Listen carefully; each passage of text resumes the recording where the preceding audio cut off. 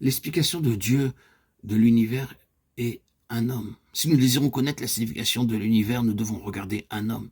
Et si nous regardons cet homme qu'il a désigné et le voyons avec les yeux de nos cœurs illuminés par un esprit de sagesse et de révélation dans sa connaissance, nous le verrons comme l'explication de Dieu de l'univers. La réponse de Dieu à tout ce qui a résulté de la chute d'Adam est un homme. C'est vaste. Ça dépasse notre raisonnement. Mais peu importe à quel point vous abordez le résultat de la chute d'Adam ou quelle phase du résultat vous abordez, vous constaterez que Dieu répond dans un homme, en cet homme. Vous pouvez prendre n'importe quelle conséquence de la chute, comme vous les voyez manifester en différents points, représentant apparemment un état rempli de difficultés, de complexité, de tragédie, et vous pouvez vous demander comment ceci doit être traité, remédié.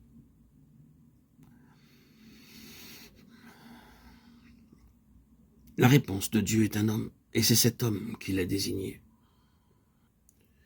Il y aura en cet homme le fait de parvenir à une seule compréhension.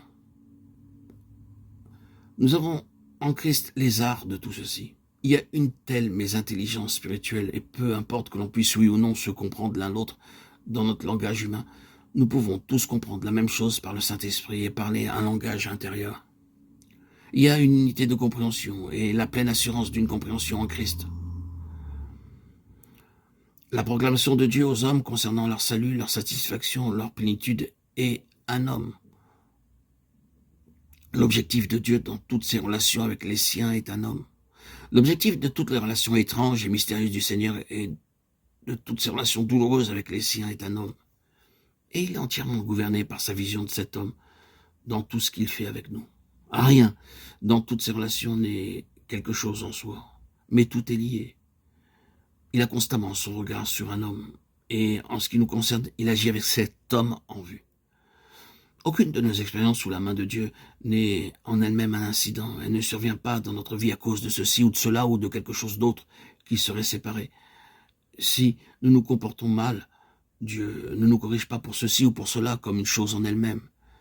Les corrections de Dieu ne sont pas accidentelles, détachées, à part, mais en relation avec un objectif. L'objectif est qu'il a en vue un homme. Les relations de Dieu, non seulement avec les siens, mais avec le monde, qui sont des relations de différents genres, sont en rapport avec cet homme. Si nous pouvions reconnaître ce que cela signifie, le mettre en pratique, l'introduire dans le domaine de la vérité expérimentale, cela nous aiderait considérablement dans notre vie quotidienne. Or, dans ces déclarations, nous avons mis en avant de manière complète et dans les détails l'objectif de Dieu, la grande réalité qui gouverne tout. Tout est expliqué par un homme et dans un homme, et cet homme interprète l'histoire et la destinée de l'univers.